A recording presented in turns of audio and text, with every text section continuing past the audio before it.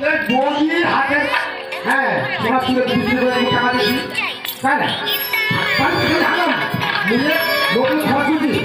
সবটি কেউ কেন খরচ দিচ্ছি অবশ্য আমি ভাই খরচ মানে আপনি ভাঙা ওই চাকরি ফেলে জন্য খালি বলে উঠে গেছি সাধারণ ৫ টাকা দিচ্ছ তাতে খালি ওই ৫ টাকা বিক্রম এমন সময় তো ঝগড়াঝাটি করিস না পরিষ্কার করে দেছো যেহেতু খানো আলাদা আলাদা কথা লেগে গেছে আমার আলাদা হয়ে যাচ্ছি তোমার সবাই মিলে খাবো না বাবা মাকলে হানা বউটাকে মিলে খাবে হবো হ্যাঁ আজই আলাদা হবো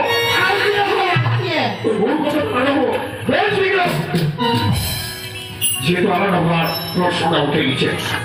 হারিয়ে দুটো ভাগ বাস হয়েছে একটা কথা বলে রাখি একবার যদি হারি থাকে ভাগাভাগি করে দেওয়া লাগবে গোটা সমাজ জানে যে অরুণার বিক্রমের বাড়িটা বড় ভালো ভদ্র লোকের বাড়ি অভাব অনটন হওয়া মানে সমাজ কোনোদিন আমার ঘৃণার চোখে দেখেনি তোর কোন কথাতে তুই হাত করেছিস তাহলে তোর কাছে তোমার বড় ভাই হয়ে অনুরোধ করছো তোর চাকরির জন্য ওই কোম্পানির মালিকের কাছে 2 বছরে ওখানে টাকা নেওয়া তোর হাতে তুলে দিচ্ছ এই 2টা বছর মাত্র ৩,০০০ টাকা করে মাস শেষে সময় বেতন পাও এই ৩,০০০ টাকা দিয়া এত সংসার তো তোর টাকা চলতে পারবে নি অনেক কিছু দিনের জন্য তুই বাবা মা এই তুই খাওয়া আর তোর ছোট্ট বোনটা তুই খাওয়া একদম মিনিমাম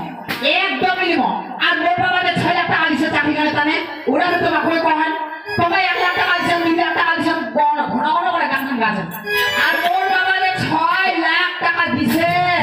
মোর বাবা টাকা কই তো না বড় খবর মইনি খাপাই এমানে বুঝা পাচ্ছি গে এমানে এটা বুঝা পাচ্ছু এমন মানে মোক কাজ করাবে ওর ভাতা চাকরি করে টাকা আনবে আমার সবাই বসে বসে খাবে ভালো মন্দ ওরা কই ভালো মন্দ খাওয়া দিন কি খাওয়া দিন যা ভাতের হাঁড়িটা ভাঙে নিছে ভাঙে যা চাকরি করা যা ভাঙে যা আর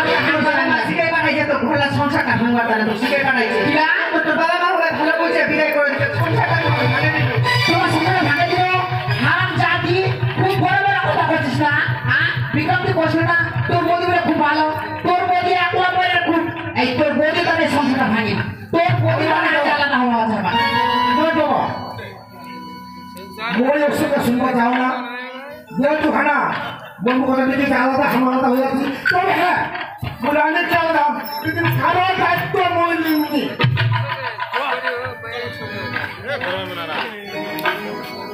এই বাবা মারা তো